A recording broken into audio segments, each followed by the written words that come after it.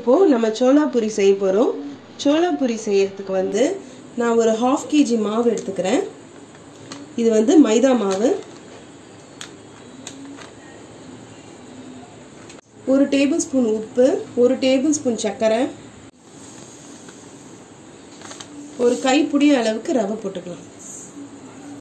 இந்த உப்பு, சர்க்கரை, ரவை இதெல்லாம் போட்டு நல்லா மிக்ஸ் பண்ணி விட்டுக்கலாம். இப்போ நம்ம வந்து ஒரு 100 grams அளவுக்கு கர்டு தயிர் ஆட் பண்ணிக்குவோம். இந்த தயிரையும் சேர்த்து எல்லாம் நம்ம கொஞ்சம் நல்லா பிசைஞ்சுப்போம். ஒரு 2 டேபிள்ஸ்பூன் அளவுக்கு எண்ணெய் ஊற்ற போகிறோம்.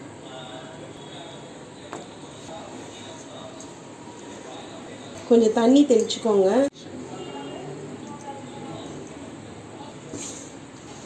மாவு நல்லா பிசைஞ்சாச்சு. இந்த அளவுக்கு நல்லா சாஃப்டாக இருக்கணும்.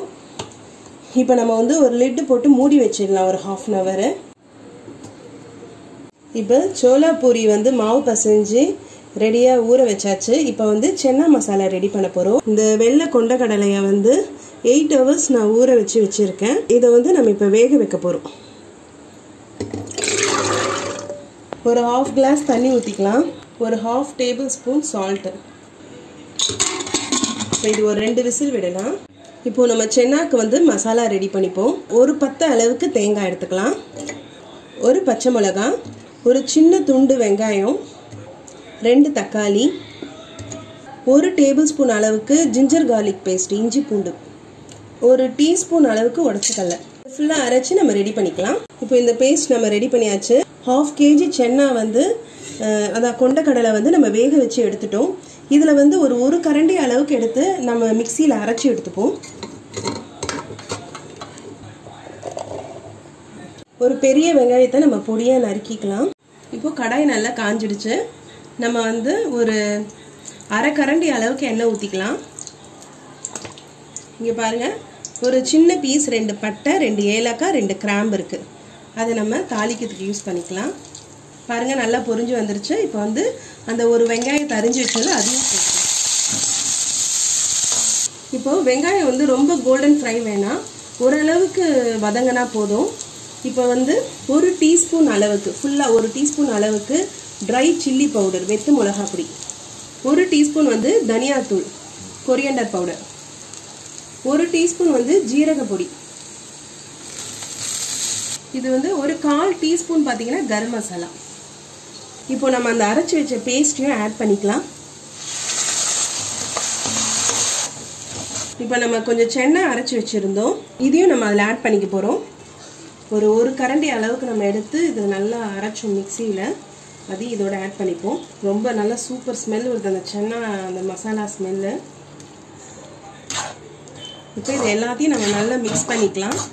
அந்த கட்டி கட்டியாக இருக்கக்கூடாது, எல்லாத்தையும் நல்லா மிக்ஸ் ஆகிடணும்.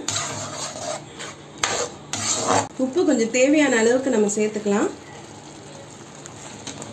இது நல்லா அழகாக வெந்து வருது. இப்போ வந்து 1 டீஸ்பூன் அளவுக்கு சர்க்கரை போட்டுக்கலாம், 1 டீஸ்பூன் அளவுக்கு வினிகர். இதில் நம்ம இன்னும் ஒரு அரை கிளாஸ் அளவுக்கு தண்ணி ஊற்றிக்கலாம். இந்த 1/2 kg கொண்டக்கடலையும் இதில் ஆட் பண்ணிக்க போகிறோம். இப்போ இதுவும் சேர்ந்து நல்லா கொஞ்சம் கொதிச்சு இந்த மசாலா வந்து இந்த கொண்டக்கடலையோட சேரணும். கொஞ்ச நேரம் நம்ம நல்லா வேக விட்டுட்டு திக்கான பிறகு நம்ம நிறுத்திடலாம். கொஞ்சம் கொத்தமல்லி தூவி நிறுத்திடலாம். இது வந்து ரொம்ப டேஸ்ட்டாக இருக்கும்.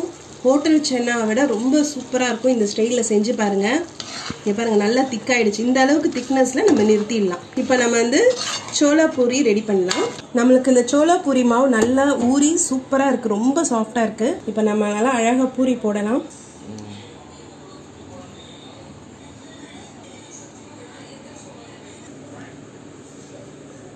இப்போ இதை திரட்டலாம். இந்த மாதிரி ஒரு பெரிய தட்டில் வச்சு நம்ம திரட்டிப்போம். ஏன்னா என்கிட்ட இருக்க சின்ன சப்பாத்தி கல் தான்.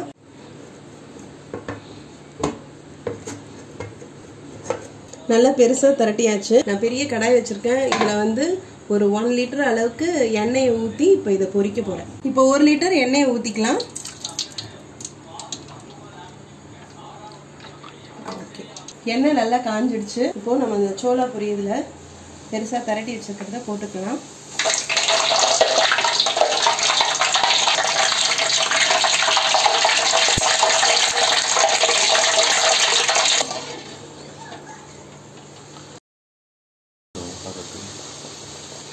சோளா பொரி சூப்பராக உப்பி வருது.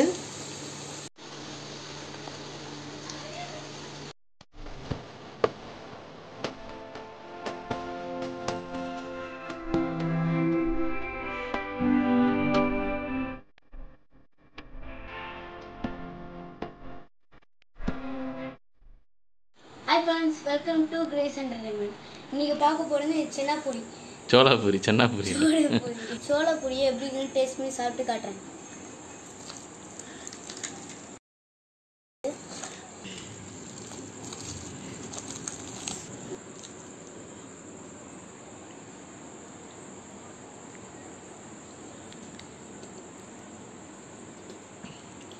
வாவ், இந்த டேஸ்ட் சூப்பராக இருக்கு.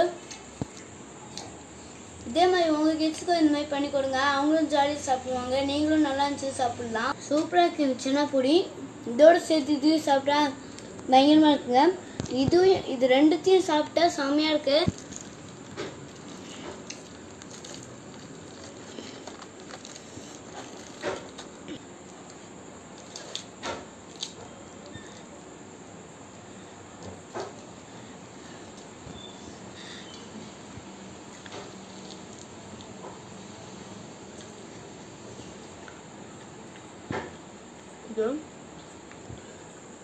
வாவ், சூப்பராக இருக்கு.